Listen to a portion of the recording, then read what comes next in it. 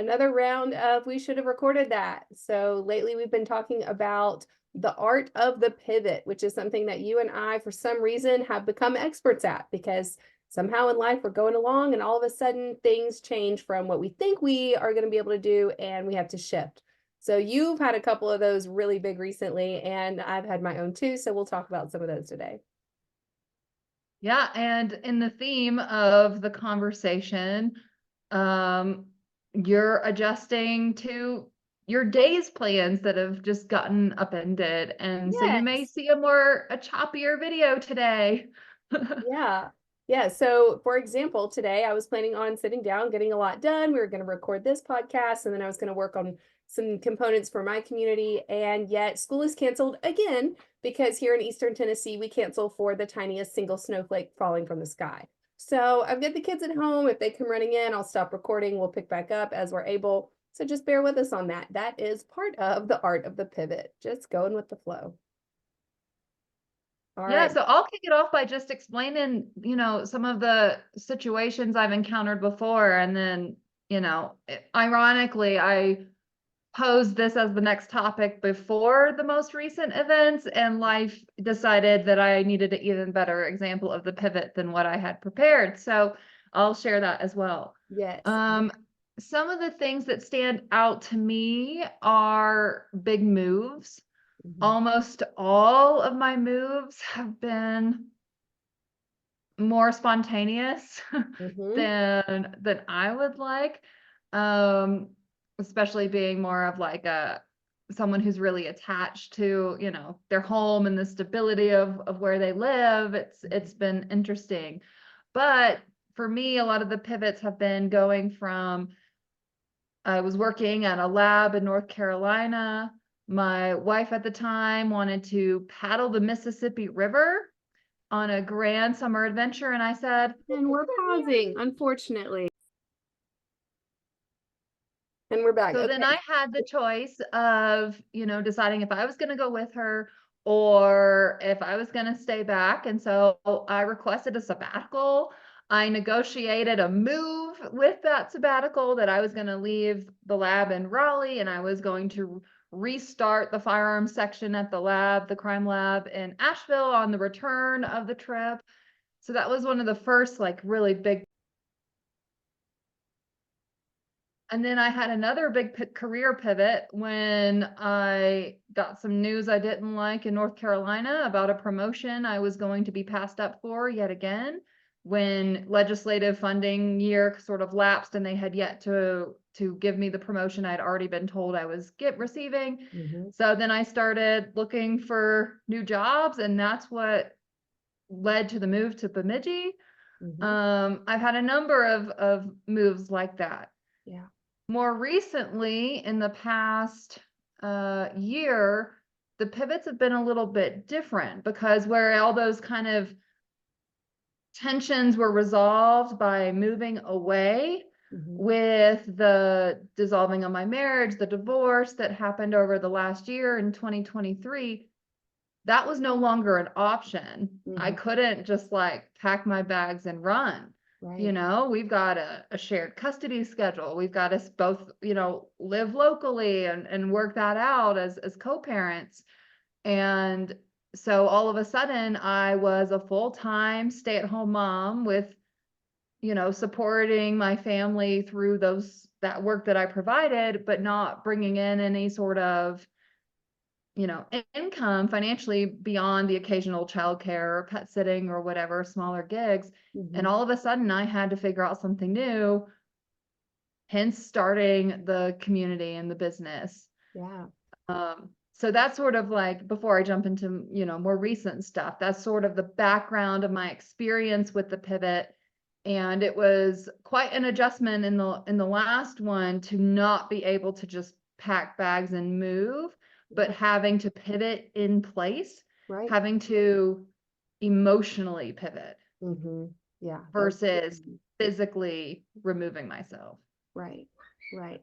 And I mean, isn't that even more so what that pivots about, like keeping one foot grounded and then just turning direction, shifting focus, shifting your weight around a bit. Yeah, you've definitely done that over the past year. And then your most recent one, like, okay, the universe needed a even more prime example of the art of the pivot. So tell us what you've been dealing with the last 48 hours. I will say I've gotten so much quicker at the pivots now.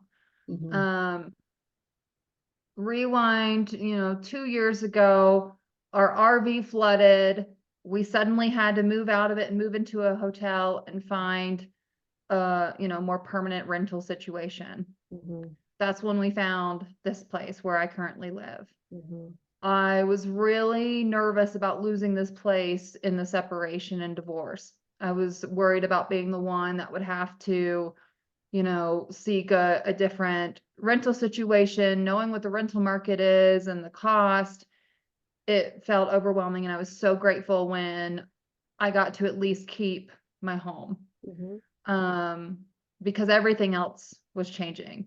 My primary relationship was changing. My time with my daughter was changing. My career was changing. My house was sort of that last pillar, and I really relied on it for that grounding piece in a time where everything in my life felt like I was in a snow globe that had just been shaken up and all these pieces were like spinning around me. My home was that, figure in the middle that was like holding steady, right? If you think of the snow globe as like a metaphor for my life as a whole at that moment. Like a good one. And I checked my email on Monday as I was getting ready to print out my first revised chapter of my book to share at my local writers group, and saw an email from my landlord referencing, the upcoming lease renewal, since my lease ends the end of February. And in the body of the email, she said, "We will be listing the house in the next month to sell." And then, she said that a new lease would be forthcoming, but it would be a month-to-month situation contingent on the selling of the home. And that was a hard blow for me in that moment. And this was just 2 days ago for reference. That was really tough because that was that pillar that I had really been relying on for some of that stability. Luckily, I have worked to stabilize those other areas. The snow has settled again. I have the business. I have a business partner. We have these podcasts. I've spent the last 6 months operating in a shared custody schedule. I'm getting more accustomed to this new way of life. So thank God this didn't happen any sooner, because I don't know that I would have been quite ready. I don't know that I had the internal sense of stability and confidence in myself and knowledge that like I could figure it out until this point. But immediately following my writers group, I'd already texted people. I came home, I looked at all the listings in the newspaper. I called a bunch of numbers and, started putting out feelers. And by the end of the day, I had 2 viewings lined up for the following day, which was yesterday, as well as a potential third. But I was a little bit skeptical of the third anyway, so I wasn't going to go see it unless I had to. And that first day, I really allowed myself to like feel the grief of the loss of the physical home, and the sense of stability that it's provided for me, that it's provided for my kid in this time of massive transition in her life. But I also, innately, intuitively knew that this was coming at this time, because for whatever reason, there was something better out there for me. I had already entertained the idea of moving. I had talked about the possibility of finding a different place. I had sort of been manifesting an opportunity to be a little bit closer to downtown, where I felt like my daughter and I could bike into downtown, but there's not adequate sidewalks between where I currently live and downtown, even though it's not very far. So it wasn't totally off my radar, but I was also very fearful of what the rental market was around here cost wise. And also so many of them just don't want pets, but everyone has pets. Mhm. So with the pet piece, it's incredibly difficult to find something. And then knowing that I was on this crunch Mhm. because I operate a business within my home to have people coming in for showings as soon as the place lists, Right. let alone being kind of like at their whim as far as when it sells and having to have a place lined up. I Mhm. felt like my timeline was suddenly much more condensed than I ever anticipated. I mean, I was thinking 3 weeks at best Mhm. to find a place and get moved. Um, so I looked at two places yesterday. The first one I saw was doable, workable, gave me some good confidence that no matter what I would be okay Mhm. because that I could make that work. There were some downsides like noise and such. Mhm. Um, but it would be okay. And then I walked into the second place, which was the more expensive of the two. Um, but I walked into the second place and I was like, this is it. This, Mhm. I have no cons other than the cost, which, you know, I had to have conversations with my parents about that and we Mhm. resolved all of that, you know, and even things I thought were a con, like, oh, it's also on a busy street, just like the first one I looked at. Turns out the actual townhouse is just a little bit removed from the street, so that gave me some additional peace of mind with a young kid. Mhm. Um, and it's right next to the bike trail that Right. goes Like you straight wanted. into downtown. Mhm. And it has an extra bedroom than what I currently have. Mhm. So I will have a devoted, you know, office space where I can close a door, which I think we've talked about before on this podcast about how you have that. And that's such a nice feature. And I don't have that right now. I'm, you know, in the corner of the living room. Mhm. So that was the big pivot. And yes, there is a big physical pivot, Mhm. but for me, the biggest takeaway out of that was like the emotional, mental reframing Mhm. and just knowing that like I was gonna figure it out. It was all gonna work out. And I had so much support around me. I had friends offering their guest rooms. I had reached out to a friend who owns a property with rentals and you know, she had a furnished place that I could use, you know, if there was any sort of like lag time between the places. I mean, I was just surrounded by a lot of care, emotional support, financial support, you know, physical resources, Mhm. that did make it easier to navigate. But, you know, basically 48 hours later, I've turned in the application, you know, it's got to go through background check and credit check and that sort of thing. But, Mhm. you know, as far as I know, that's what the plan is. And I now have a amazing place to move to. For Ember, it's very close to my ex-wife's house. So like literally like maybe a tenth of a mile. I Mhm. mean, very close. So that I think that's going to be beautiful consistency for her. Mhm. Um, I've had to help her navigate this pivot. It's been an emotional one for her, understandably, like it is for me. And it's going to be okay. It's all gonna be okay. And it's So, for the betterment of your life trajectory. Like overall, it fits with everything. Like you said, this was kind of that last and final pillar from your old life. And even though you were fearful and holding on to it, you didn't want to lose that. It kind of has to come down. And then now you've got this blank slate where you're already rebuilding the foundation for your life in a much stronger, more sustainable way. And I mean, that's kind of part of that life change. You know, when you stay comfortable, you quit growing. But as soon as you get out of your comfort zone, that's where the growth happens. And that's kind of where you are, you know?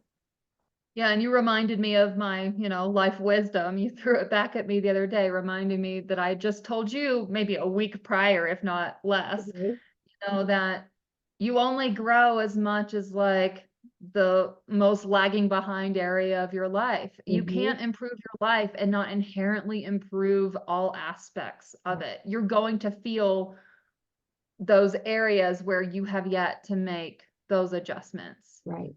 Yeah. Right? So like you're not going to suddenly start eating healthy and not also notice how you're not sleeping well and Right. how you're, you know, not thriving in your, you know, career. Like it Mhm. inherently when you try to enhance one aspect of your life, it highlights the other pieces Yeah. that are lackluster and need some attention. Yeah, it does. As you mentioned that, I realized that I read in this book, which I'm reading for my book club for my community, Atomic Habits. In it, James Clear talks about the Diderot effect. And basically, so Diderot was this guy who had developed, this big collection of encyclopedias. And I guess Catherine the Great, Queen of Russia, really liked him. And so he kind of fell on hard times financially. So she offered to buy his private library from him. So he came into the sum of $150,000. And so he ended up buying this really beautiful red regal robe. But then he realized, well, nothing in my house goes with this robe. So then he upgraded to a really nice oriental rug. And then he brought in other pieces like nice furniture here and there. And so it became known as the Diderot effect, whereby if one thing in your life improves, you want to improve others. Now, of course, this is kind of talking about the idea of consumption and leveling up in your physical world, but that also happens in your mental and emotional world. As you level up in one area, it kind of spills over into the other areas. So it's like you got to bring the other pieces up with you as you grow and change and shift. And that's kind of for you what this final piece was with your home, in that situation shifting that's kind of allowing you to level up all around, not just in one or two or three or five particular places. And it's had a huge ripple effect. I mean, already I immediately knew that it was going to be the final chapter of my book. It just felt that, for lack of a better word, pivotal. Yeah. That's significant, and being able to show even that juxtaposition between the previous moves that I've discussed in the book that left me, tattered and torn and beaten and, down, versus the quick turnaround, the confidence, the, deeper intuitive understanding that this was all going to be for my best interests. Mm-hmm. It's shaped how I'm viewing my finances, and it's also like fostering my business efforts because it's improving my space, Mm-hmm. and my ability to make content, to do podcasts without interruptions. I was getting ready to put a curtain on this window behind me because sometimes this light really glares in and then messes with the effect of the ring light and stuff. Mm-hmm. Now I'm not going to put holes in the wall. Good I thing I know, figured that right? out in the nick of time, same day that I was planning to do that. Mm-hmm. But it's improving so much more than just my home is the point I'm trying to make. Mm-hmm. Yeah, it has those spillover effects. And especially, I mean, it's really kind of nice divine timing that this last situation is now the final chapter of your book, which I know you've said for several months. Oh, I'm just I'm not quite sure if I'm done living it yet. I'm not quite sure if I'm ready to write that final chapter. But it really was the perfect way to culminate, your journey that you chronicle in your memoir that you're releasing. And that in and of itself is going to help further build your business and your brand and help you get your story and message out there so that you can help others do the same, which is the whole purpose of your community. And so, yeah, it's beautiful that it all comes full circle and that it takes sometimes those pushes, those uncomfortable nudges to make change. And instead of resisting those and trying to find ways to avoid them, really leaning into that process of having to pivot and doing so with the right mindset. I think you touched on a few things. I was jotting down some notes. The first thing you said is you need to feel the loss. And I think that's really important. You've got to take that time to recognize, yeah, this sucks. I did not see this coming. I did not want to have to make these series of decisions. It's okay to feel that. And I think it's a really important part because if you don't take that time to feel it, you've got to shove it down somewhere deep that you're going to have to dig up and re-examine at a really inconvenient time in life. So take that pause, sit with those hard feelings, those hard emotions, that sense of loss or grief over having to leave behind a chapter of life that maybe felt more familiar or comfortable. And then the second thing And was I that will say to that, I did make moves immediately to, find a new place. But later that evening, once I knew I had, my plans in place, I didn't stay in the mindset of this is all happening for a reason. I was like, this sucks. yeah. And I just need to feel sad about it for Mhm, just a little bit. mhm, Because in writing my memoir and re-exploring these, past instances, I found areas that I had not really processed because of the frenzy of the situation, especially the RV flooding, because there was numerous back-to-back-to-back crisis moments around that time. Some health stuff, some pet stuff. And a lot of that got brushed under the rug because of the need to focus on the next thing. But yeah, feeling that process, it doesn't mean don't take action. It just means still find those moments to have those feelings before you emotionally move to the next step. Yeah. Yeah, I think that's important. And like you said, recognizing that there is something better, that this is part of your growth, this is part of your journey. Like that's kind of like a leap of faith that you just have to take. And that mindset shift is important in just leaning into this is part of the process of growing, discovering, changing. This is leading me towards the place where I'm supposed to be in life, and keeping that perspective.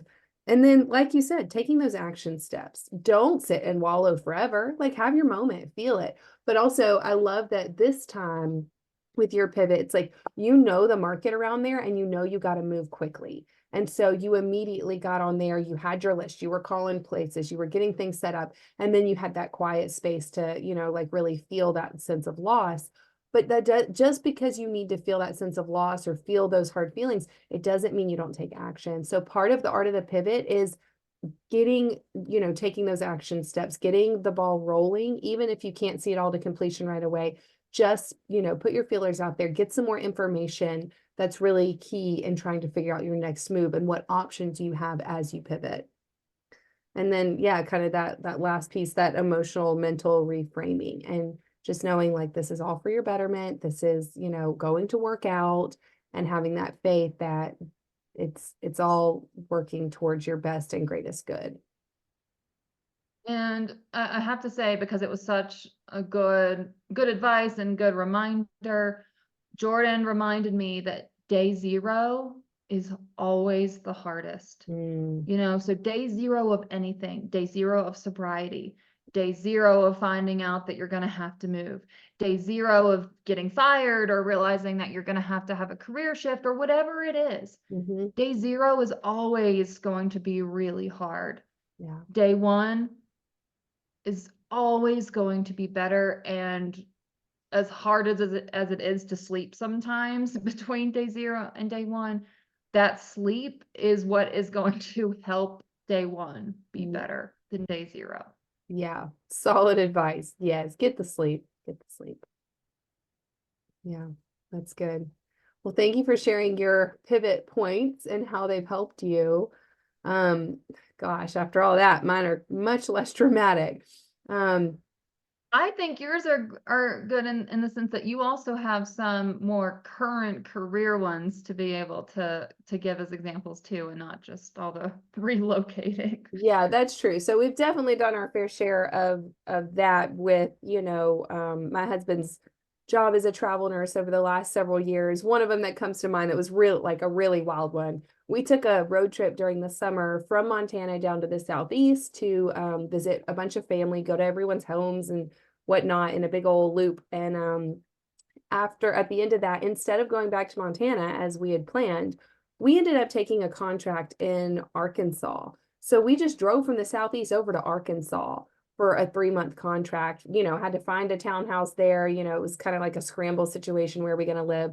But we just did it. And that was a total pivot because that was not in the plan. And then on top of that, after that 3-month contract, we still didn't go back to Montana. We just went another state over to Oklahoma, and we were in Oklahoma City for the next either 3 or 6 months, I forget. And then we went back to Montana. So, I mean, we were away from our home, like our actual home, for months, like, I don't know, 7, 8, 9 months. And So see, that's not even the biggest pivot that I see. no, that was just like a baby pivot. That was like just a physical move location. I'm curious. Because I think back even further to when he told you COVID hit, pandemic hit, it's going crazy in New York City. He's a new ICU nurse in Montana. You're pregnant with your second kid. You guys have purchased and are renovating mostly on your own a new home. And he says, I'm going to New York to contribute as a healthcare worker during this crisis for how long was that? Was that 3 months? That was 3 Or months too. Yeah. Yeah, that was a wild pivot. I guess I dismissed that because I consider that like the start of his travel nursing journey, but that was wild. There was so much going on in there, and that was just a whole season of pivots.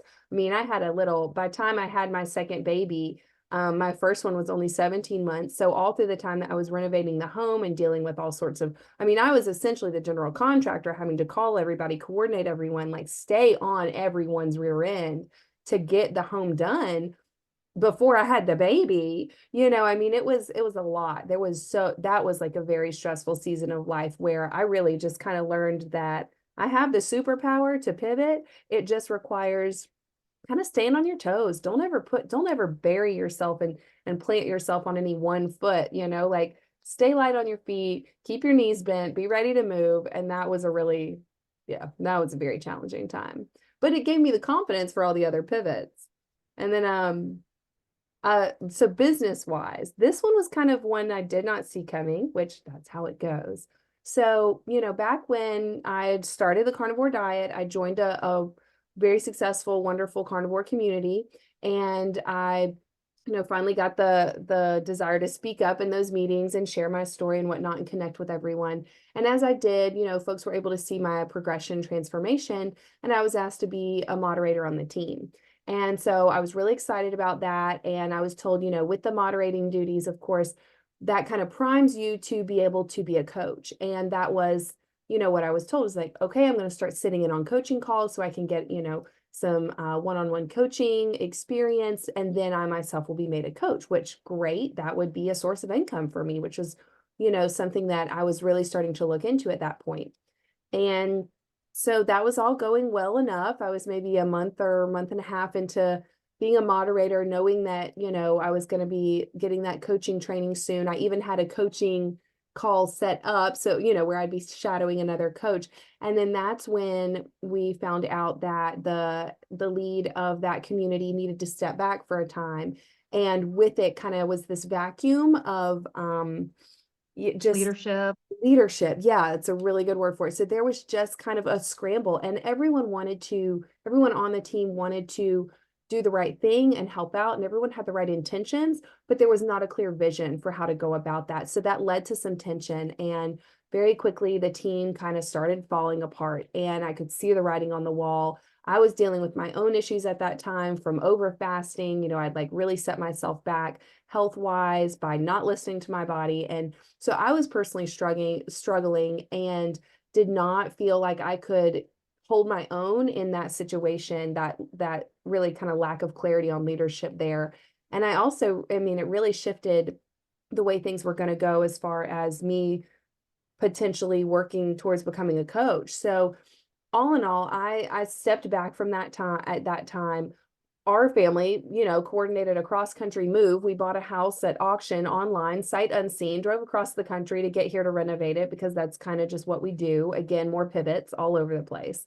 But that shift out of that community kind of is what allowed me to then and inspired me to want to launch my own, which didn't happen until, after the summer, kids went back to school and I had some time to, spend working on building that community.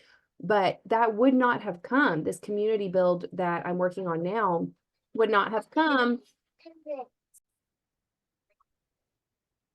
So that opportunity and that motivation to start this community that I've started now, the Carnivore Wellness Community, it would not have taken place without that unexpected upheaval. I mean, I still remember standing in the kitchen of our rental house in California and seeing that, okay, the leadership is stepping down and there's no interim plan. This is big. I felt that drop in my stomach. And sometimes that's how you know a pivot's coming. You feel that physical sensation, you feel that sense of loss, and okay, something like the ground is shifting. Be ready. And I mean, just make the best out of it. What did you find were your like emotional or mental reframings that you had to do post leaving the existing carnivore community and starting your own? That's a good question. I had to do a lot of journaling. There was just a lot of emotions that I felt, around that from my own personal development perspective. In some ways I felt rejected or abandoned. And I know a lot of that was kind of just on my end. That's just my own take because that's how I have perceived experiences in the past. But that felt really hard. And it was a big loss because that community was a really, really big piece of my social circle. As a stay-at-home mom moving all over the country, I did not have regular friends that I was hanging out with or in contact with. I was spending my free time with people in those meetings online. And so Mm. that was really hard in separating from that sense of community. And then from there, I knew I just needed to focus on myself, my family, and of course, like our efforts. And it was really helped by the fact that we moved to Eastern Tennessee and had access to the outdoors.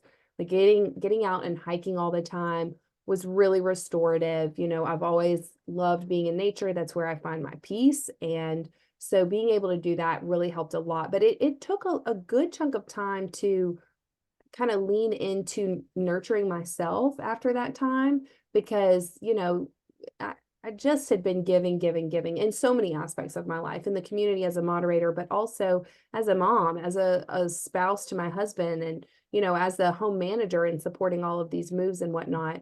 Um, so it took a while for me, but that was one of the biggest shifts was doing the personal growth and then kind of just choosing to have the confidence to start something new. And that really is a choice. Like confidence is a choice. You have to just lean into it and believe in yourself. And it's so challenging, when you're not in that headspace, but it's really just by taking small actions over and over that just build self-trust and prove to yourself that you're going to follow through. Mm-hmm. Yeah, and now I'd love to sort of, now that we've covered some of these big pivots, I'd love to shift the conversation a little bit into like some of the things that we can say have been minor pivots, even in the last, few months of starting our businesses. Yeah. I know for Stephanie and I, we had no intention of recording a podcast. Mhm. That came about largely as a marketing option and as a way to build content that we could put within the community and as an outward facing like attractor, Mhm. knowing that as we put ourselves out authentically, people could have a better idea of what they were signing on for, of what we were like, of what, the community would be like. And that wasn't as, difficult of a pivot as any of these things that we've just described, but it certainly was, a shift from our original vision. Mhm.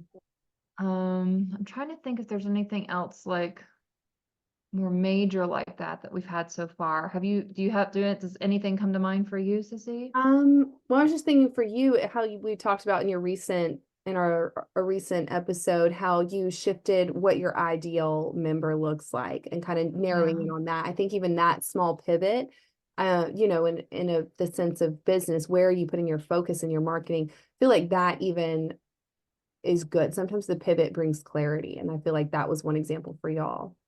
Mm-hmm. For Mm-hmm. me, I wrote one of yeah, so our school here, repeated school cancellations, that's been a big challenge, plus the kids were sick for a lot of December, so they didn't get to go to school for most of the time. And that meant I was home with them, managing the demands of childcare. And so that meant I wasn't able to lean into doing the marketing, the YouTube, the Instagram stuff that I know I need to do and still plan on doing.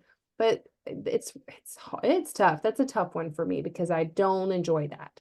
And so I know that's a place where I need to lean in, and yet I feel like I'm kind of running up against the side of the curb of the road. Like I'm just not, it's not feeling like it's coming very naturally. So instead of stressing myself out trying to make these Instagram posts that look like what I'm seeing other influencers post in this space, I'm instead scheduling a meetup at the end of the month where I will meet with people in person for, there's a Brazilian steakhouse in the main city not too far from here. And I know there's a good number of carnivores in Tennessee in this area. And I think, whether I have enough interest or not, it doesn't matter. I'm going to go and eat some meat on that Sunday for lunch.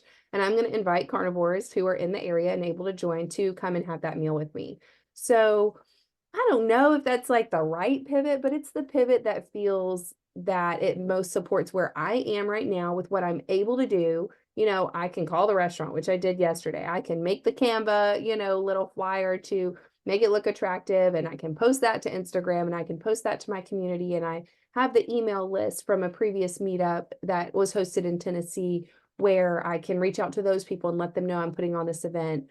So, I have enough to get going there. So maybe it's not exactly the right way, but it's a way forward, and it is in line with what I can give at this point in time, considering that here we are. It's the third day of the week. The kids are supposed to be in school. They had a 2-hour delay Monday, canceled yesterday, canceled today. Like, what a joke. So I can't I can't depend on having these, huge uninterrupted hours every morning to get YouTube videos up and edited and Instagram posts up and edited and loaded, and it just isn't happening. So what can happen is this focus on this one day, this meetup, which then will help generate, a little buzz, some content, and also just those genuine connections, which is what I'm most after.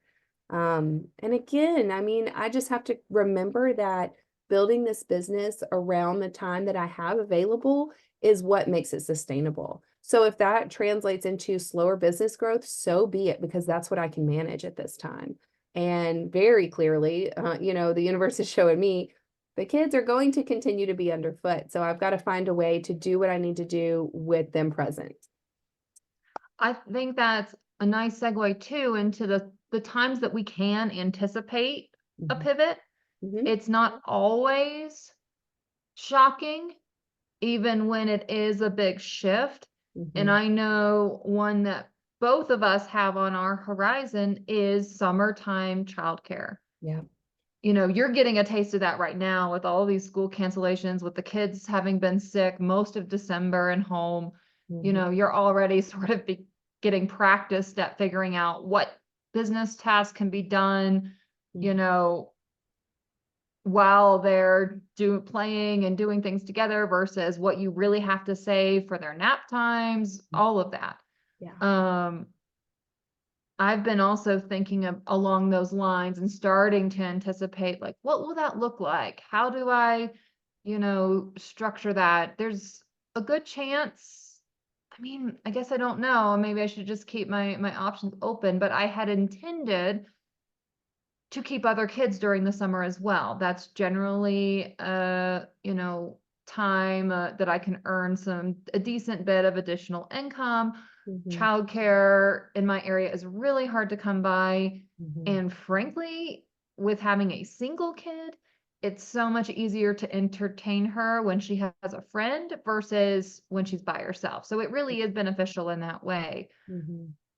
But it does make me question, how will I record podcasts Mhm. when you need the quiet? Mhm. How will I hold meetings? Mhm. Luckily, my meetings right now, the majority of what we are doing are our time to write sessions where I only need to be on the screen for probably a total of 15 minutes, a Mhm. little bit before, a little bit at the end. And then if my writing time has noise in the background, I have noise canceling headphones. That's not going to disturb anyone else, Mhm. as far as like hosting meetings. Mhm. So I don't know, but I'm starting to anticipate what kind of things I need to put into place, what kind of practices I need to put into place, Mhm. even what kind of schedule adjustments I may need to make. Mhm. It's possible that for the summer, I move my, writing time, morning meeting to a lot earlier in the morning Right. before I have other kids here. Mhm. It's only set at the time it is now because of school drop off. Mhm. So, yeah, those are just some of the things I'm thinking about and anticipating the need to be flexible Mhm. and to pivot, and at least temporarily for the summertime. I'm Mhm. curious what sort of thoughts you have on that since you're going to be coming up against the same sort of situation. Yeah, and I've up to this point been very blessed that my 3.5 and almost 5-year-olds still take naps. they still nap every day for usually 2+ hours, sometimes 3. But the oldest is getting to the point where she's saying things like she said yesterday, well, Mom, I wish you would just give us a choice of if we want to take a nap or not. I wish I didn't have to take a nap every day. So I know that nap time space is probably not going to hang around much longer. Granted, she then took a 2.5 hour nap, but I know that especially over the summer, gearing up for kindergarten, I've got to get her out of the habit of taking those naps every day because she's not going to have that luxury at school. So I am really kind of curious. I mean, I have reached out to my parents who have said that they don't live far, an hour and a half or so from here. They will be able to provide some childcare from time to time. So I'll probably just have to do more of my work in blocks and just kind of set, this day is a hustle day. Like whether I'm feeling it or not, I've got to barrel through, XYZ, and then kind of just fill in with other things here and there. That, and then also, trying to coordinate with my husband's schedule. I mean, at this point in time, he's still picking up more shifts than he would like to because I don't have the income coming in yet. But hopefully that can start to shift in balance and I can have some income coming in, which will alleviate his need to have to pick up that extra shift every week. And then, hopefully that will help create space for me to have some time. That, and then I don't know, play dates, but we had a play date not too long ago and it didn't go all that well. My daughter was pretty overwhelmed, just an hour into it. So it is a struggle. It's a challenge, but I'm kind of just using these school days where school's canceled as the opportunity to practice, seeing what summer is going to be like. And maybe that just means I pop in and out of the office all day, start tasks, don't get to finish them, and that's frustrating. But isn't that what you do as a stay-at-home mom anyways? You just start a bunch of things and you get back to them and finish them when you can. So in some ways, it's like never-ending daily pivots, just all day long. Just go with the flow, the micro pivot. That's, I think, what it's going to take. Hashtag micro pivot. I think that's a good way to Yeah. sum it up, wrap it up.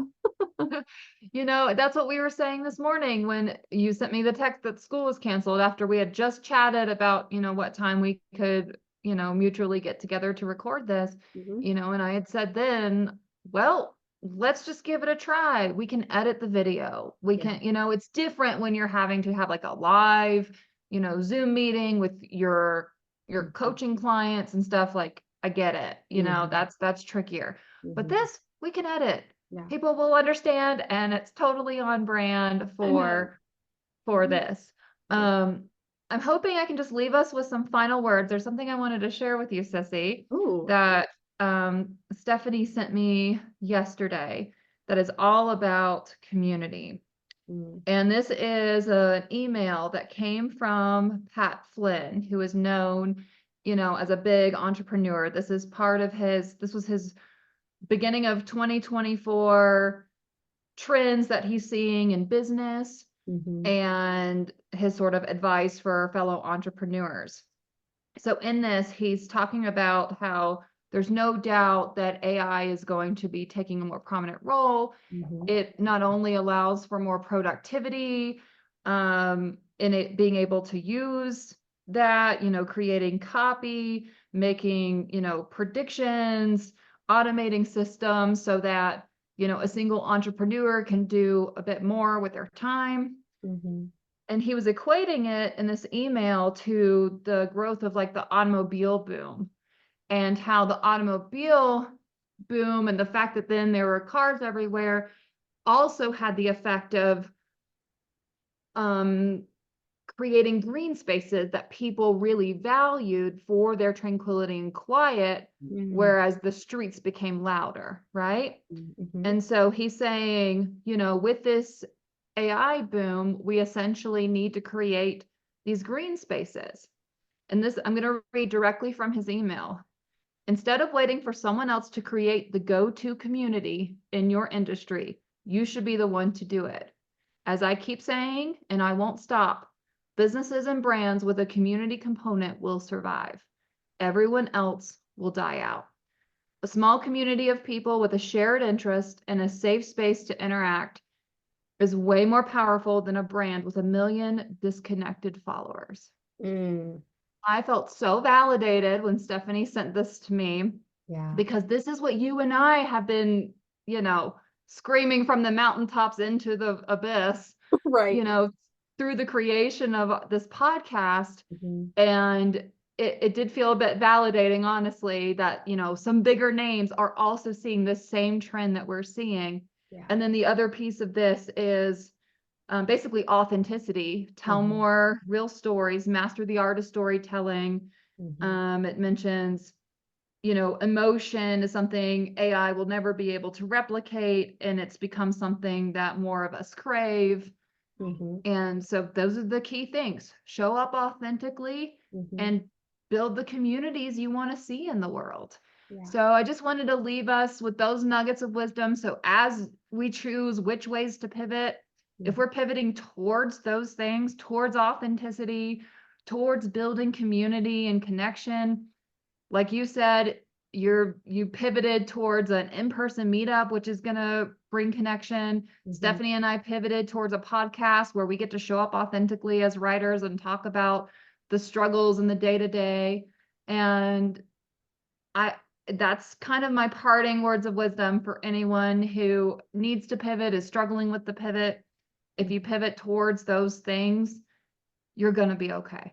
Yeah. You're gonna be in balance. You're gonna find your footing. Yeah. Love that. Beautiful way to end, Sissy. Thank you for that. That was perfect. Yeah, of course. Awesome. Well, this has been another great episode. I'm glad we recorded this one. Me too. See you next time.